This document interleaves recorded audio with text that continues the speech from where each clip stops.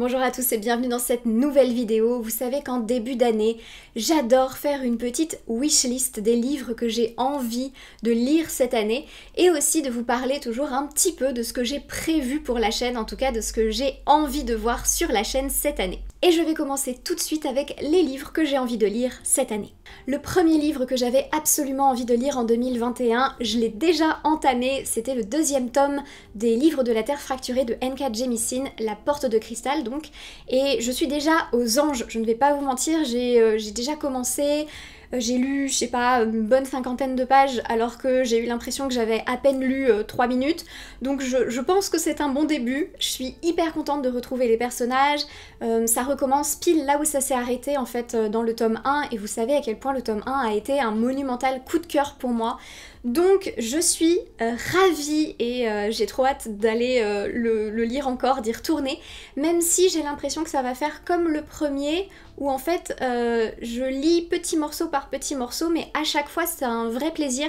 J'ai vraiment l'impression que c'est une lecture qui se déguste petit à petit et j'adore. Donc vraiment c'est un bon début, en tout cas j'ai déjà un livre de ma wishlist entamé, c'est bien, c'est un bon début. Ensuite, je vais parler de 2 livres en même temps puisque j'ai très envie de lire Les Chaînes du Silence et Sous les sabots des dieux de Céline Chevet. Vous savez que j'avais adoré La fille qui tressait les nuages, ça avait été un monumental coup de cœur pour moi, j'avais accroché à l'histoire, j'avais accroché à la plume de Céline Chevet, j'avais accroché au style, vraiment j'avais trouvé extraordinaire. Et donc là, j'ai hyper envie de me replonger dans le style de cette autrice, j'ai vraiment très envie de le retrouver. Je ne sais pas parfaitement de quoi parlent ces 2 romans. Je sais juste que Les Chaînes du Silence, ça parle un peu de vampires. C'est à peu près tout ce que je sais. Qu'il y a une personne qui se fait kidnapper par un vampire et après je sais pas exactement ce qui se passe. Voilà, et tant mieux, je veux pas savoir plus. Et pour Sous les sabots des dieux, j'ai cru comprendre... Bon alors déjà ça se passe en Corée, donc c'est bon, ça on m'a eu à Corée. Et je crois aussi qu'il y a des complots à la cour, un truc comme ça. Aucune idée, et tant mieux, je n'ai aucune envie de savoir plus parce que quand je me suis lancée dans La fille qui tressait les nuages, en fait je ne savais pas grand chose de l'histoire. J'avais un peu survolé la 4e de couverture qui ne donnait pas beaucoup d'indices, donc j'avais pas vraiment retenu de choses en particulier. J'avais pas parlé de ce livre avec qui que ce soit, donc je suis arrivée là vraiment... Je n'avais aucune idée de ce qui allait m'arriver, et tant mieux parce que du coup ça m'a permis de vivre le livre avec beaucoup plus de force, avec beaucoup plus d'intensité, et je pense que c'est comme ça que j'ai envie d'aborder Sous les sabots des dieux et Les Chaînes du Silence. Donc j'ai hâte de les lire, en plus ils font partie de la sélection du PLIB et je pense que même s'ils ne finissaient pas dans les finalistes, je les lirai quand même vers cette période parce que j'ai vraiment hâte de les commencer. Un roman graphique que j'aimerais absolument lire, et là vous allez dire mais tu es en retard Laure. Oui c'est vrai, je suis en retard, mais c'est pas grave, c'est Moi ce que j'aime c'est les monstres de Émile Ferris. Et en fait ça fait à peu près 2 ans et demi, 3 ans je crois, que je dis tout le temps oh, faut que je lise. Il est dans ma wishlist, je me dis tout le temps faut absolument que je lise. Ah cette année celui-là je vais le lire. Ah ce mois-ci c'est celui-là je vais l'acheter et je vais le lire. Je l'ai toujours pas acheté. En fait, à chaque fois que je vais à la librairie, je le vois et je me dis faut que je l'achète et que je le lise. Toujours pas. Mais j'ai hyper envie parce que j'ai entendu beaucoup de bien dessus et j'ai vraiment envie de le découvrir. Là c'est pareil, je connais un peu l'histoire, je sais que c'est une petite fille de 10 ans à peu près qui aime les monstres, les vampires, les morts vivants, tout ça, et qui va enquêter sur, ou en tout cas faire des recherches sur le suicide de sa voisine, si j'ai bien compris. Voilà, donc c'est à peu près tout ce que je sais, et pareil, j'ai pas envie d'aller plus loin, je veux pas savoir plus, j'ai juste envie de m'y plonger, et surtout le dessin, le style est tellement incroyable. À chaque fois en fait que je vais à la librairie, je le feuillette, et je me dis faut que je l'achète, et puis j'achète d'autres choses, et puis bon voilà, les choses font que je ne l'ai toujours pas acquis. Cette année c'est la bonne. J'en suis sûre. Certaine. Une autre lecture que je veux absolument faire en 2021, c'est Les Révoltés de Bohême d'Estelle Faye, donc la suite des Seigneurs de Bohême, en tout cas un roman qui se passe dans le même univers. Alors effectivement ça se passe après, je sais que les 2 peuvent être lus indépendamment, mais comme j'ai déjà lu Les Seigneurs de Bohême, pour moi ce sera la suite. Et je pense que celui-là, ça fait un moment qu'il est dans ma pile à lire, mais j'ai un petit peu de mal à l'en sortir et je pense que c'est la taille qui me fait un peu peur. Mais je devrais pas, parce que les Seigneurs de Bohème, je l'ai lu assez vite finalement, alors qu'il était aussi assez conséquent. Et je l'ai pas tellement vu passer, donc je pense qu'il faut que j'arrête de me limiter comme ça, parce que j'ai vraiment hâte de savoir. Je sais pas du tout si on va retrouver des personnages qui étaient dans le premier tome, je ne sais pas du tout comment est-ce que ça va se passer. Donc j'ai hyper hâte de lire cette suite. Je vais vous lire le résumé pour que vous ayez une idée de à quoi ça ressemble. Mais moi j'ai vraiment hâte de m'y plonger et je pense que ça va être cool. J'avais 7 ans lorsque les insurgés ont renversé l'Empire, lorsqu'un vent de liberté et d'espoir a secoué jusqu'au tréfonds de notre trop vieux monde. Je sais maintenant que le drame était déjà là, en germe, dans les toutes premières heures de la Révolution. Aujourd'hui, les golems immobiles se dressent aux portes de l'ancienne capitale et des prédicateurs errants nous promettent le retour prochain des Worms, des anciens dragons d'ombre qui autrefois asservissaient les humains. Je ne vais pas vous narrer le combat glorieux de la Révolution triomphante, car ce combat-là n'a jamais eu lieu. Les héros parfaits n'existent que dans les Bylines et les insurgés n'étaient jamais que des hommes. En revanche, je vais vous raconter comment nous avons continué à y croire, même dans les heures les plus sombres, même quand nous n'avions plus d'espoir, comment nous n'avons jamais abandonné.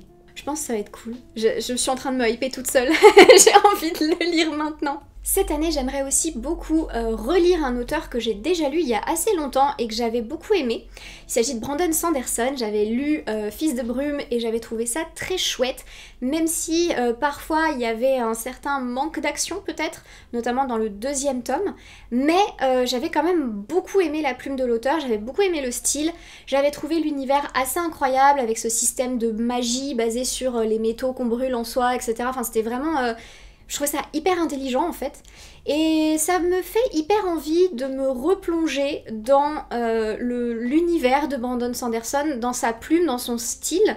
Il y a plusieurs romans de Sanderson qui me font de l'œil, il y a Elantris qui me tentait bien, il y a aussi les archives de Rochard qui me fait hyper envie et j'en entends beaucoup parler autour de moi, donc je pense que c'est peut-être celui-ci, c'est peut-être là-dedans que je me lancerai. J'ai vraiment envie de retrouver cet auteur, j'ai vraiment envie de retrouver son style, son univers, et peut-être justement d'explorer d'autres univers que celui de Fils des Brumes et de voir un petit peu ce qu'il propose d'autre. Et la dernière bonne résolution, c'est aussi de lire toujours plus de mangas.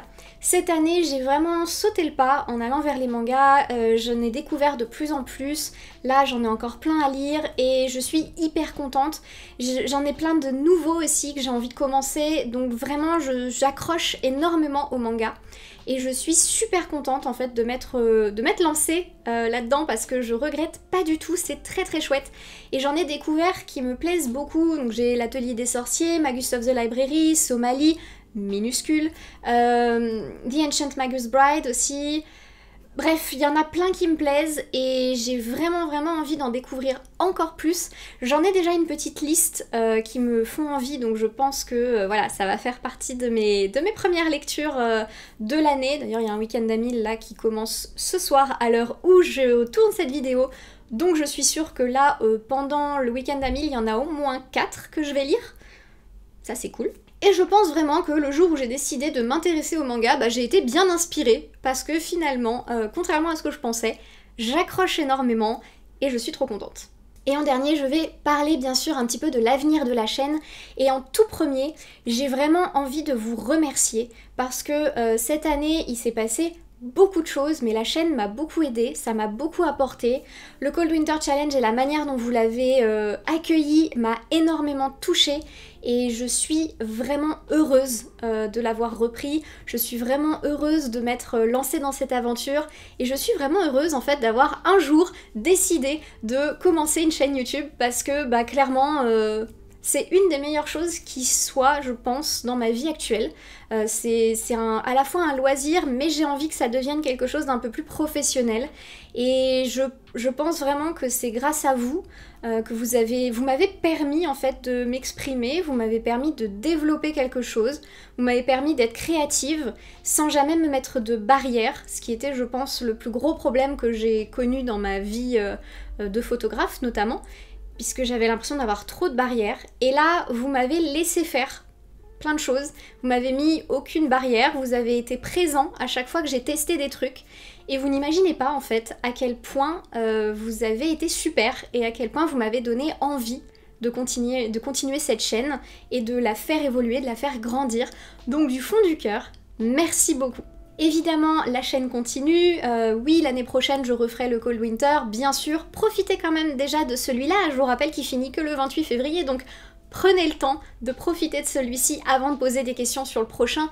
Promis, vous aurez toujours les infos en temps et en heure. J'ai aussi envie de diversifier un petit peu le contenu de la chaîne, ça vous vous en êtes rendu compte. Je vais continuer bien sûr à parler de livres, il est hors de question que je m'arrête, mais j'ai envie de vous proposer aussi d'autres choses, de parler d'autres choses que j'apprécie. J'ai commencé à parler un peu de jeux vidéo, j'ai vu que vous avez très bien reçu cette vidéo sur des jeux vidéo et ça me fait hyper plaisir. Donc je pense que je vais continuer. Peut-être que je parlerai aussi d'autres choses, je ne sais pas du tout. J'aimerais reprendre les points enluminés comme j'avais fait un petit peu il y a quelques temps parce que je sais que c'est un format qui vous avait bien plu, étant donné que c'est parmi des vidéos qui ont le mieux marché. J'ai envie de vous faire plus de vlogs aussi et je pense que je vais m'amuser un petit peu plus maintenant que j'ai un nouvel appareil qui est vraiment top. Donc je pense que je vais pouvoir m'amuser un petit peu plus aussi pendant les vlogs et faire des choses un petit peu plus... créative peut-être, ou en tout cas qui me ressemble un peu plus, parce que jusque là je me sentais pas mal limitée. J'ai envie aussi d'améliorer Instagram, de faire des choses plus jolies, du contenu un petit peu plus attractif pour vous. Et bien sûr, je pense que le plus gros changement cette année, ça va être la chaîne Twitch. Parce que la chaîne Twitch, j'ai vraiment envie de la développer. Et j'espère que vous serez là, j'espère que vous allez avoir envie de me suivre sur cette chaîne. Oui, il y aura des jeux vidéo, je sais que c'est pas toujours ce que vous aimez le plus, mais laissez-vous étonner, parfois. Parce que même si le jeu n'est pas forcément quelque chose qui vous intéresse, il y a tout le reste. Il y a le fait qu'on rigole bien, il y a toute l'interaction que je peux avoir avec vous, l'interaction que je peux avoir avec les personnes avec qui je joue aussi, puisqu'il y a beaucoup de personnes avec qui je joue. Et je pense vraiment que ce sont des moments hyper conviviaux et pour moi, c'est un plus énorme à la chaîne parce que j'aime ce côté très direct où en fait on se parle en live. Je suis vraiment là en fait quand on est en live et j'adore ça. Je suis vraiment avec vous. Et ça me plaît énormément. Donc clairement, la chaîne Twitch va continuer. J'espère que vous serez de plus en plus nombreux. J'espère que vous allez être en fait aussi géniaux que vous avez été sur YouTube parce que sur YouTube, vous m'avez tellement donné envie de continuer. Et du coup, je vous attends sur Twitch parce que j'ai vraiment envie de lancer ça. Je pense qu'on va continuer aussi à écrire ensemble des histoires. Ça, c'est quelque chose qui est très important pour moi. C'est quelque chose qu'on a déjà fait. Je suis en train d'écrire la première nouvelle participative que l'on a écrit ensemble sur Twitch. Ça me prend un peu de temps parce que je suis pas autrice en fait. Et donc, il y a plein de choses que je sais pas très bien faire. Donc, je tâtonne un peu. Je pense que les prochaines, ce sera un peu plus fluide. Mais là, c'est la première en fait que j'écris réellement. Donc, je prends mon temps parce que j'ai envie de vous sortir quelque chose de joli, quelque chose de très... qui vous plaira en fait et qui correspondra vraiment à ce qu'on a créé ensemble. Peut-être qu'il y aura des vidéos qui viennent de Twitch, qui viendront sur la chaîne YouTube. Ça ne remplacera pas les vidéos du dimanche, hein, mais ce sera peut-être des vidéos en plus, des petits bonus. Je ne sais pas, en tout cas c'est quelque chose auquel je réfléchis. Il me manque parfois quelques notions de montage, je pense, qui m'aideraient, mais en tout cas je travaille dessus. J'ai envie en fait d'acquérir des nouvelles capacités, d'acquérir des nouvelles forces en fait pour que cette chaîne soit de plus en plus grande et surtout qu'elle me ressemble de plus en plus, qu'elle soit diversifiée, qu'elle soit à mon image. Bref, je m'égare. Pour revenir sur Twitch, c'est vraiment un endroit où oui, il y aura du jeu vidéo, mais il y aura aussi d'autres choses. On va faire des choses ensemble. Moi, j'ai envie de créer avec vous, en fait. C'est ça, moi, qui m'intéresse dans Twitch, c'est qu'on peut créer ensemble. Donc l'écriture des nouvelles participatives, il y en aura d'autres. Peut-être des lectures, peut-être des... Je ne sais pas. Je ne sais pas tout encore. Je me laisse un peu porter par mes idées, mais je sais qu'il y aura des choses et j'ai vraiment hâte de faire tout ça avec vous. Si vous voulez avoir plus d'infos sur la chaîne ou si vous voulez participer un peu plus à la communauté, j'ai créé un serveur Discord sur lequel vous pouvez vous rendre. Il y a déjà un peu de monde, il y a déjà des gens qui discutent et c'est un bonheur tellement monumental pour moi de vous voir parler entre vous, de vous voir créer des choses entre vous sur ce serveur Discord parce que j'aime en fait cette idée que c'est un peu grâce à moi que vous créez des choses et ça me touche énormément. En fait, moi je suis là pour ça, pour cette créativité, pour cette envie de créer des choses nouvelles, et j'ai vraiment, je me répète, hein, mais j'ai vraiment envie que ce soit un lieu de création, et que ce soit un lieu de création pour moi, mais aussi pour vous, et qu'on puisse échanger, qu'on puisse créer ensemble, faire des choses ensemble, et pour moi c'est ça le plus important.